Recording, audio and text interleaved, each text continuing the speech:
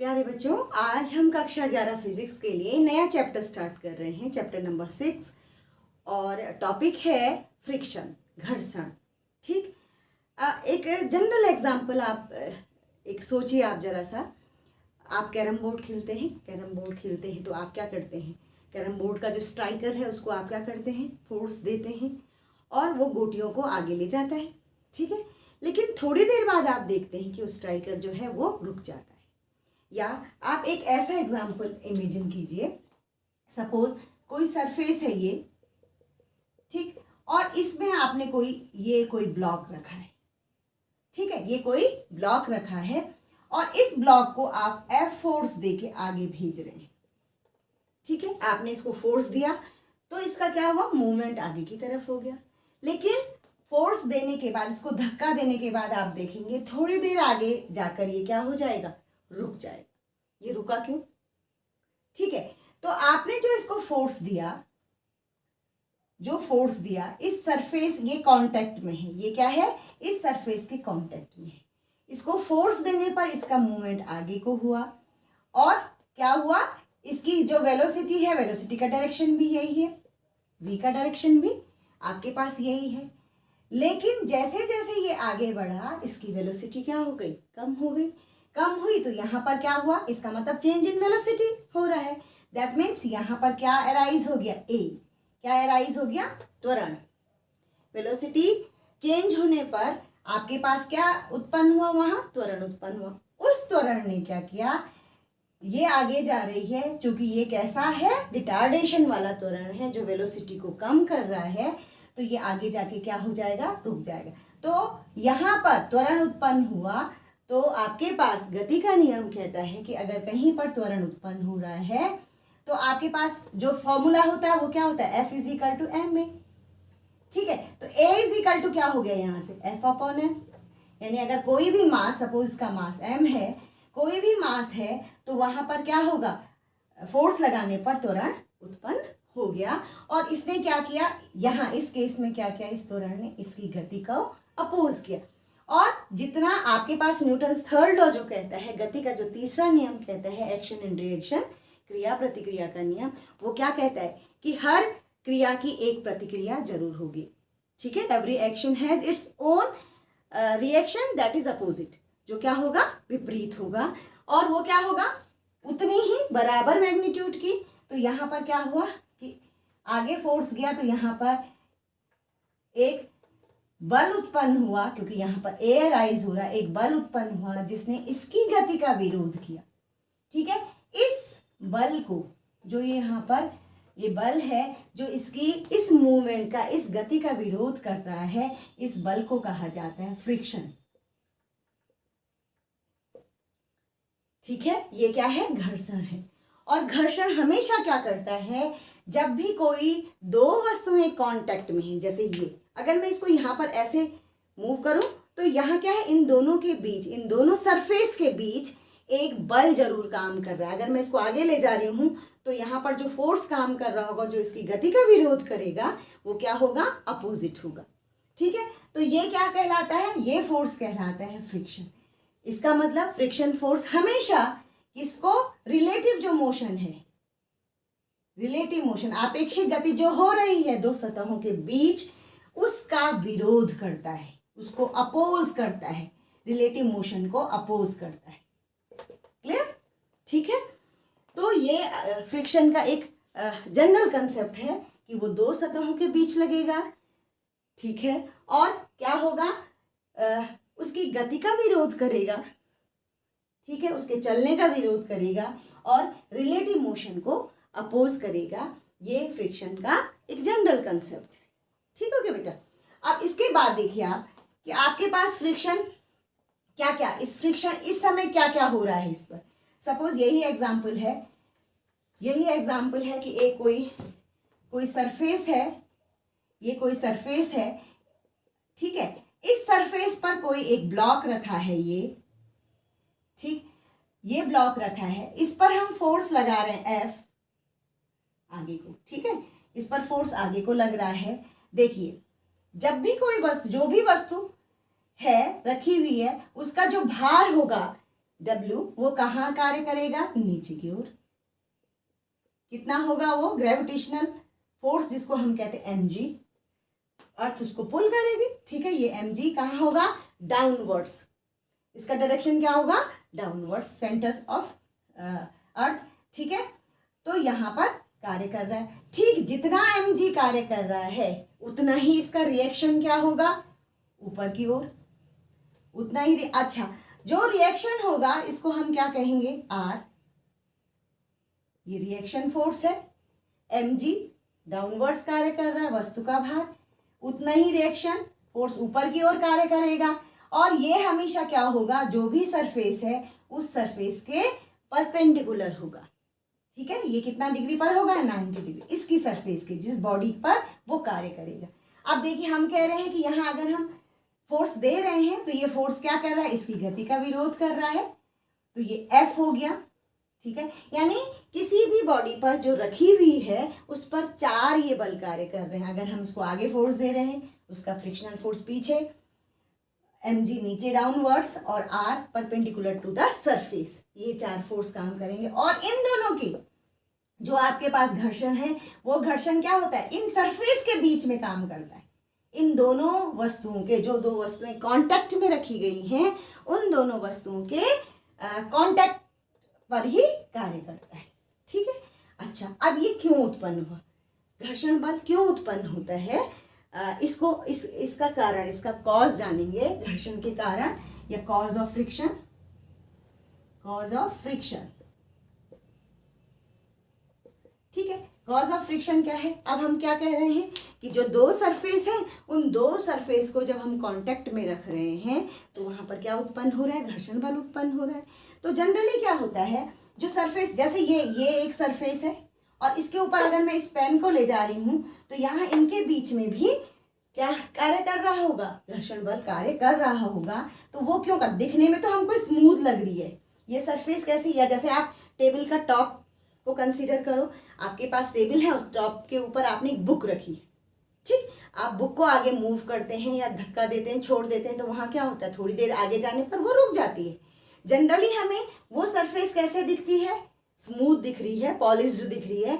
लेकिन अगर हम उसको माइक्रोस्कोप से देखें, माइक्रोस्कोपिक लेवल से देखें, तो वो हमको कैसी होगी, वो ऐसे, उसमें क्या होंगे, उभार होंगे, कुछ रफनेस जरूर होगी, ऐसे कुछ।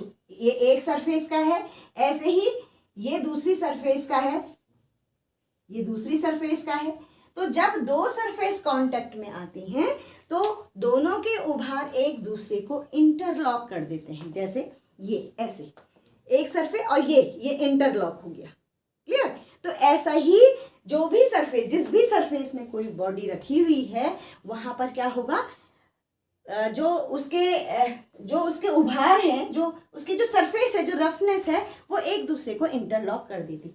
अब जब हम फोर्स आगे को लगा रहे हैं तो वो इस इंटरलॉक को ओवरकम करना है ना, इस इंटरलॉक को लूज करना है, तो उसके लिए ये बल क्या करता है, अपोजिट में कार्य करता है। इस इंटरलॉक, आप आगे ले जा रहे हैं, एक्शन आगे को हो रही है, तो रिएक्शन क्या होगी, पीछे की तरफ होगी, और बॉडी आगे कब जाएगी, जब ये इंटरलॉक क्या होंगे, जब ये इंटरलॉक लूज होएगा, ठीक है। तो जो घर्षण है वो एक बहुत बड़ा कारण ये है कि जो सरफेसेस होती हैं, जो कांटेक्ट सरफेसेस हैं, वो कैसी हैं, इंटरलॉक्ड रहती हैं, जिसके कारण घर्षण बल कार्य करते हैं। दूसरा एक और कारण है, अगर हम मॉलिक्यूलर थ्योरी के हिसाब से देखें, ये तो हम जानते हैं कि कोई भी जो पदार्थ है वो क्या है, मॉलिक्यूल से मिलकर बना है, ठीक है। अब आपके पास ये एक सरफेस है और सपोज दूसरी सरफेस ये है जिसको आप इसके कांटेक्ट में रख रहे हैं, तो इसके अणु और इसके अणु क्या होंगे, इनके अणु आपस में क्या होंगे, इनके अणु आपस में एक आकर्षण बल से बंध जाएंगे, ठीक है। उस आकर्षण को कम करने के लिए ही क्या है, वो आकर्षण, जब हम बॉडी को आगे ले जा रहे हैं तो उस आकर्षण को हमको तोड़ना पड़ेगा, जिसके लिए हमको क्या लगाना पड़ेगा, फोर्स, और उसका रिएक्शन फोर्स क्या हो जाएगा, आपका फ्रिक्शन हो जाएगा, ठीक है। जैसे समान पदार्थ अगर है, सपोज अगर दो पेन एक जैसे पदार्थ हैं, उनके बीच, उनके अणुओं के बीच जो आकर्षण बल कार्य करता है उसको कोहेशन कहते हैं या ससंजक बल कहते हैं, ठीक है, ससंजक बल। और दो असमान, जैसे ये और ये दो समान है, इनके अणुओं के बीच, इसके अणु और इसके अणु भी आकर्षण में बंधेंगे, उस आकर्षण को कहेंगे हम आसंजक बल।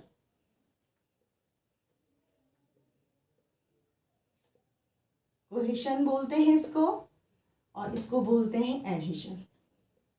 ठीक है, आपके पास दो तरह के फोर्स होते हैं, अणुओं के बीच कार्य करने वाले दो तरह के बल होते हैं। अगर वो समान पदार्थ हैं तो समान पदार्थों के अणुओं के बीच कैसा बल कार्य करेगा? ससंजक बल कार्य करेगा।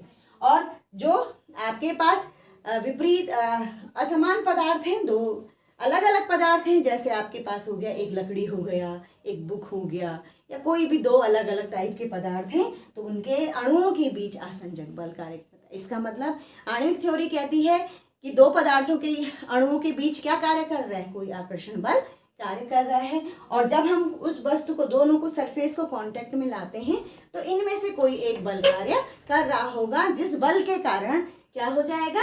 ये पूरा का पूरा इस फोर्स को ओवरकम करने के लिए फ्रिक्शन कार्य करेगा। ठीक है, तो ये कॉज ऑफ फ्रिक्शन है जो हमको बताता है कि फ्रिक्शन क्यों उत्पन्न हुआ। ठीक है, एक तो रफनेस के कारण, सतहों की जो रफनेस है उसके कारण क्या होता है, वो कैसे होते हैं? उभार लिए हुए होते हैं, भले हमको बाहर से पॉलिश्ड या स्मूथ दिख रहे हैं, लेकिन माइक्रोस्कोपिक लेवल पर वो कैसे होते हैं? एक दूसरे को इंटरलॉक कर देते हैं, जिसके कारण फ्रिक्शन उत्पन्न होता है। ठीक है, ये एक जनरल कॉज है इसका। ठीक है, अब देखते हैं फ्रिक्शन कितने टाइप के हो सकते हैं, क्या क्या हो सकता है फ्रिक्शन में। तो हमारे पास फ्रिक्शन के लिए दो तरह के फ्रिक्शन होते हैं बच्चों। टाइप्स ऑफ फ्रिक्शन, घर्षण के प्रकार, जो आपके पास टॉपिक है, घर्षण के प्रकार, टाइप्स, टाइप ऑफ फ्रिक्शन। ठीक है, फ्रिक्शन को हम स्मॉल एफ से डिनोट कर रहे हैं। ठीक है, और जो अप्लाइड फोर्स है उसको, ये फ्रिक्शन है, और जो अप्लाइड फोर्स है उसको हम कैपिटल एफ से डिनोट कर रहे हैं। ठीक है, दिस इज अप्लाइड फोर्स। ठीक, अब देखो आपके पास कोई भी दो अब देखो क्या होता क्या है। सपोज आपके पास कोई भी दो सरफेस है, ये बुक रखी है या एक ब्लॉक रखा है, इस ब्लॉक का ही एग्जांपल हम कंसीडर करते हैं। ये ब्लॉक रखा है और ये कोई सरफेस है। ठीक है, और ये इसकी सरफेस और इसकी सरफेस यहाँ पर क्या है? कांटेक्ट में है। ठीक है, ये कांटेक्ट में है। अब क्या होगा? हम इसको मूव करना चाह रहे हैं। इनके जो सरफेसेस हैं वो कैसे हैं? इंटरलॉक्ड हैं। हम इसको मूव करना चाह रहे हैं तो हम क्या करेंगे? अप्लाइड फोर्स लगाएंगे। ठीक है, अब स्टार्टिंग में क्या होगा? सपोज मैं इसको मूव करना चाह रही हूँ इस दीवार पे। ठीक है, मैं इसको मूव करना चाह रही हूँ और मैं फोर्स लगा रही हूँ, लेकिन ये आगे नहीं जा रहा है, भारी है, द्रव्यमान अधिक है, नहीं जा रहा है। तो हमारा फोर्स कहाँ गया? वो फ्रिक्शन फोर्स जो ये था और जो फ्रिक्शन फोर्स है उसमें समायोजित हो गया आपका जो फोर्स है। ठीक है, यानी अभी आपके पास ये जो बॉडी है, फोर्स लगाने पर भी ये मूव नहीं हुई आगे। ठीक है, फोर्स लगाने पर ये आगे को मूव नहीं हो रही है, यानी ये अभी भी कैसे है? विराम में। ठीक है, रेस्ट में। ठीक, फिर हमने क्या किया? थोड़ा सा फोर्स और बढ़ाया। इसको विजुअलाइज कीजिए अपने आप। ठीक है, इसको थोड़ा सा और फोर्स लगाया और ये क्या है? अभी भी नहीं गई। यानी अभी जो आपका फोर्स है और जो ये अप्लाइड फोर्स फ्रिक्शन, जो अप्लाइड फोर्स है, जो फ्रिक्शन है, उन दोनों की वैल्यू बराबर ही, तभी तो वो आगे नहीं खिसक रही। ठीक है, एक स्थिति ऐसी आएगी कि हमारा सपोज हमने 10 न्यूटन का लगा दिया। ठीक है, 10 न्यूटन का आपने यहाँ पर 10 न्यूटन का फोर्स लगा दिया। ठीक, 10 न्यूटन का लगाया तो इसको आगे मूव होना चाहिए, नहीं हो रहा है। फिर हमने 11 न्यूटन कर दिया, नहीं हो रहा है। लेकिन जैसे ही हमने 11.1 किया या 11 से थोड़ा सा भी फोर्स आगे लगाया, इसका इंटरलॉक जो है उस इंटरलॉक को ओवरकम कर गई बॉडी और बॉडी मूव में आ गई। ठीक है, बॉडी क्या है? उसमें मूवमेंट होने लग गया। तो आपके पास इस कंडीशन में दो तरह के, यहाँ पर देखो, दो तरह के घर्षण कार्य करेंगे। एक जब बॉडी रेस्ट में थी और एक जब बॉडी क्या है? गति में है, जब बॉडी क्या है? मोशन में है। ठीक है, जब रेस्ट में है, आप फोर्स लगा रहे हैं, बॉडी आगे नहीं जा रही है, तो ऐसा वाला उस समय जो घर्षण बल कार्य करेगा उसको कहेंगे हम स्थैतिक घर्षण। ठीक है, इसको कहते हैं static frictional force, static friction. ठीक है, और जब बॉडी मूव कर रही है, मूवमेंट करने लग गई, उस समय भी तो सरफेसेस कांटेक्ट में है, तो उस समय जो फोर्स कार्य, जो फ्रिक्शनल फोर्स वहां होगा उसको हम कहेंगे काइनेटिक फ्रिक्शन। क्लियर? इसका मतलब आपके पास दो तरह के फ्रिक्शन हो गए, one static friction and second one is kinetic friction. ठीक है, और इनमें फंडामेंटल डिफरेंस है बच्चों। ठीक, स्टैटिक फ्रिक्शन काइनेटिक फ्रिक्शन से थोड़ा सा कॉम्प्लिकेटेड है, पहले हम इसको पढ़ लेते हैं, काइनेटिक फ्रिक्शन है क्या। ठीक है, तो काइनेटिक फ्रिक्शन के लिए हम फॉर्मूला पढ़ते हैं, इसको पढ़ते हैं और तब इसको समझते हैं। स्टैटिक को आपके पास पहला टाइप आ गया, आपके पास काइनेटिक फ्रिक्शन। ठीक है, काइनेटिक फ्रिक्शन क्या हुआ, इसको कहेंगे गतिक घर्षण, हिंदी में इसको कहा जाएगा गतिक घर्षण। अब देखो गति से ही लग रहा है कि जैसे जैसे हमने फोर्स लगाया, फोर्स लगाने पर बॉडी क्या है, बॉडी आगे को मूव करने लग गई, तो यहां पर एक जो फोर्स लगेगा उसको हम कहेंगे एफ के, स्मॉल ऑफ एफ एंड के फॉर काइनेटिक, उसको हम क्या कहेंगे, यानी ये वस्तु किस में है, गति में है, मोशन में है।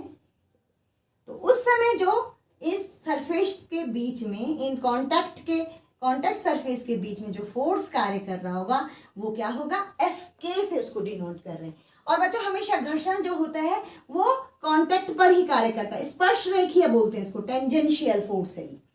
जो घर्षण होता है ये क्या होता है, टेंजेंशियल फोर्स है। ठीक है, टेंजेंशियल फोर्स है, मीन्स ये कांटेक्ट पर ही कार्य करता है। क्लियर?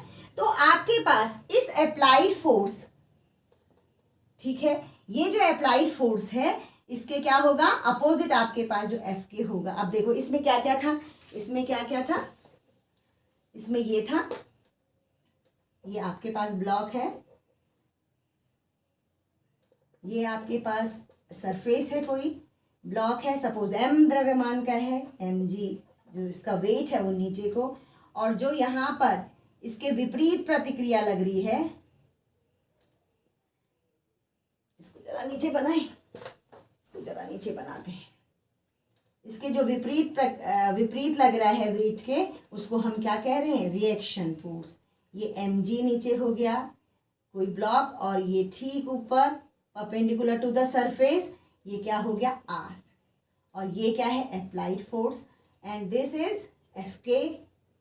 तो ये fk जो है, fk ये इज प्रोपोर्शनल टू r।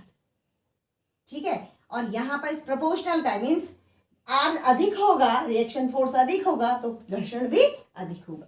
ठीक है, घर्षण अधिक होगा जब रिएक्शन फोर्स क्या होगा, अधिक होगा।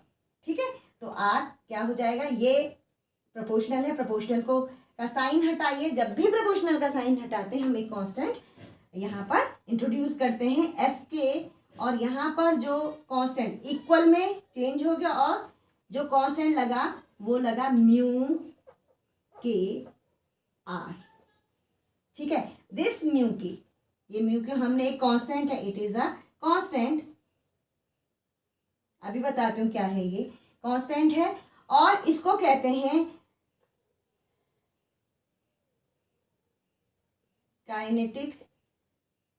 Kinetic frictional coefficient.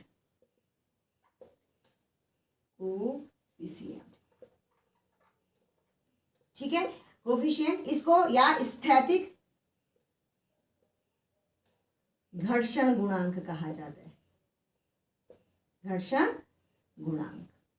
ठीक है, ये कांस्टेंट है। ये म्यू के जो है ये बताता है, ये रफनेस पर डिपेंड करता है, ये सरफेस की रफनेस को शो करने के लिए है ये। ठीक है, म्यू के ज्यादा होगा दैट मीन्स जो सरफेस की रफनेस है वो ज्यादा है, म्यू के कम होगा दैट इज रफनेस कम है। ठीक है, ये उसको रिप्रेजेंट करता है। म्यू के किसको रिप्रेजेंट करता है, रफनेस ऑफ द कॉन्टैक्ट, जो कॉन्टैक्ट सरफेसेस हैं उनके बीच की रफनेस को रिप्रेजेंट करता है। क्लियर? तो आपके पास जो फॉर्मूला हो गया, this formula is for kinetic friction. क्या? एफ के, अच्छा स्मॉल ऑफ एफ लिखते हैं, एफ के इज इक्वल टू म्यू के इंटू आर। ठीक है। अच्छा, और दूसरी बात, जो जब बॉडी मूव में आ गई, मूवमेंट में आ गई, मोशन में आ गई, तब जो उसका घर्षण होगा, गतिक घर्षण होगा, ये हमेशा क्या होगा? नियत होगा, कांस्टेंट होगा। ये बहुत इंपॉर्टेंट पॉइंट है कि जब बॉडी क्या है, मूव करना शुरू हो गई है, जब तक रेस्ट में है तब तक नहीं, लेकिन जैसे ही रेस्ट से वो मोशन में आ गई है तो उस समय उसके पास जो घर्षण कार्य कर रहा है, तो उस समय वो गतिक घर्षण कहलाएगा और उसकी वैल्यू क्या होगी? कांस्टेंट होगी। It is very important. ठीक है, ये नियत होगा। अब चलते हैं हम स्थैतिक घर्षण पे। दूसरा जो टाइप है घर्षण का वो क्या है? स्थैतिक घर्षण। ठीक है, अब आगे हम स्टैटिक फ्रिक्शन। ठीक है, स्थैतिक घर्षण। अब स्थैतिक घर्षण को समझिए। स्थैतिक घर्षण कब कार्य कर रहा है? जब बॉडी कहाँ है, जब दो बॉडीज में एक, वो किस में है? रेस्ट में है। ठीक है, ये, और उस पर फोर्स लगाया जा रहा है, ये। ठीक है, इस पर फोर्स लगाया जा रहा है, लेकिन ये अभी मूव नहीं कर रही है, रेस्ट में। अब देखो हम क्या कह रहे थे, सपोज 10 न्यूटन का फोर्स लगाया, बॉडी मूव नहीं हुई, यानी यहाँ भी 10 ही न्यूटन का क्या लग गया? फ्रिक्शनल फोर्स लग गया। इधर भी जो फ्रिक्शनल फोर्स लगा वो भी 10 न्यूटन का लग गया। जब बॉडी मूव नहीं कर रही, दैट मीन्स वो दोनों बैलेंस हो गए। फिर हमने इसको 11 कर दिया, अभी भी बॉडी मूव नहीं कर रही है। सपोज मैं इसको 11 से 12 कर रही हूँ, 12 न्यूटन कर रही हूँ, तो ये क्या है? अब बॉडी मूव करने वाली है। अभी मूव करना शुरू नहीं हुआ, बट क्या है? मूव करने वाली है। उसको कहते हैं लिमिटिंग फोर्स। जो अप्लाइड फोर्स है वहां पर हम क्या कह लेंगे? उसको लिमिटिंग फोर्स कह लेंगे। ठीक है, ये लिमिटिंग फोर्स जब मैक्सिमम हो जाता है, ठीक है, जब फोर्स, अप्लाइड फोर्स मैक्सिमम हो जाता है, सॉरी, जब अप्लाइड फोर्स मैक्सिमम हो जाता है, उसको क्या नाम देंगे हम? लिमिटिंग फोर्स, सीमांत बल। इसको क्या कहा जाता है? सीमांत। मीन्स अभी बॉडी ने मूव नहीं किया, सीमांत बल, लेकिन वो मूव करने वाली है। उस समय जो घर्षण कार्य करता है उसको क्या कहा जाता है? स्टैटिक फ्रिक्शन कहा जाता है। ठीक है। अच्छा, दूसरी बात, ये सरफेसेस की रफनेस के हिसाब से ये जो फोर्स होता है, ये जो फ्रिक्शन होता है, ये वेरिएबल होता है, चेंज होता है। देखो वहां पर हमने काइनेटिक फ्रिक्शन में क्या कहा था? अगर बॉडी मूव करना शुरू हो गई तो इससे फर्क नहीं पड़ता कि अब सरफेसेस क्या है, वहां क्या है, अगर मूव कर रही है तो वो क्या हो जाएगा? कांस्टेंट हो जाएगा। ये क्या है? ये वेरिएबल होता है। ठीक है, ये इस अप्लाइड फोर्स के हिसाब से लिमिटिंग फोर्स जो है वो क्या होता है? चेंज होता रहता है। ठीक है, तो ये आपके पास इंपॉर्टेंट पॉइंट था, और इसके लिए जो फॉर्मूला बनेगा वो लिमिटिंग फोर्स के लिए ही फॉर्मूला बनता है। ठीक है, एफ लिमिटिंग, एफ सीमांत जिसे कहते हैं, लिमिट लिख देती हूं मैं, इज प्रपोर्शनल टू, ठीक, यहाँ पर भी क्या है? आर, इसकी प्रतिक्रिया कहाँ होगी? ऊपर, और इसका वेट नीचे, तो इसके इक्वल होता है। और यहाँ पर F limiting is equal to, यहाँ पर जो कांस्टेंट लगता है that is mu S, S for static, are.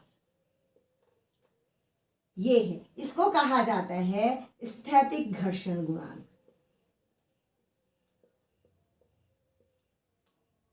घर्षण गुणांक है ना, स्टैटिक फ्रिक्शनल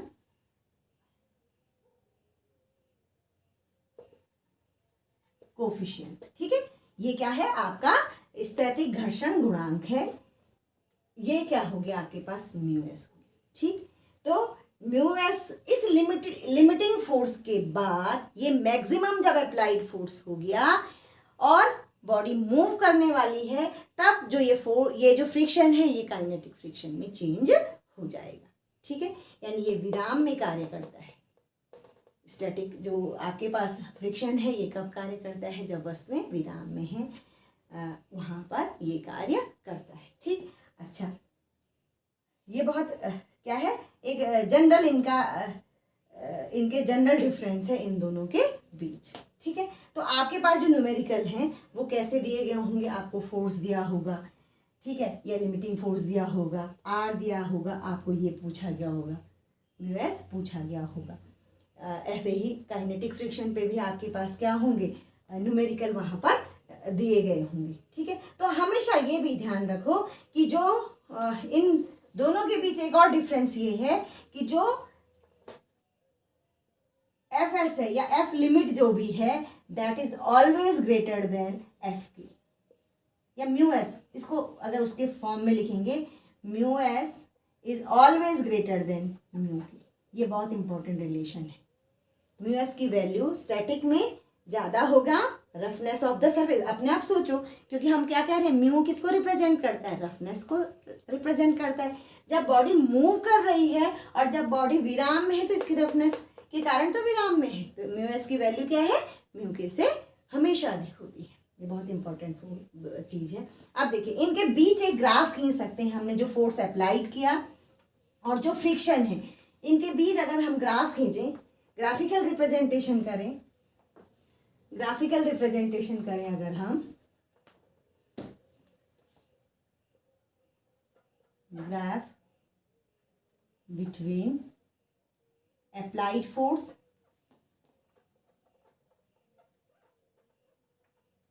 एंड फ्रिक्शन, ठीक है। अप्लाइड फोर्स और फ्रिक्शन के बीच में अगर हम ग्राफ खींचें, अप्लाइड फोर्स मीन्स जो बल हम लगा रहे हैं, और फ्रिक्शन जो बल क्या है, सतहों के क्या है, सतहों के कारण, सतहों की रफनेस के कारण उत्पन्न हो रहा है, ठीक है। और दो सरफेसेस के बीच में हमेशा फ्रिक्शन होता ही होता है बच्चों, ठीक है। तो अगर वो कांटेक्ट में है तो यहाँ पर हम खींच लेते हैं, एक्स एक्सिस में ले लेते हैं हम, ये एक्स एक्सिस है, यहाँ लेते हैं अप्लाइड फोर्स, ठीक है, और यहाँ ले लेते हैं हम फ्रिक्शन,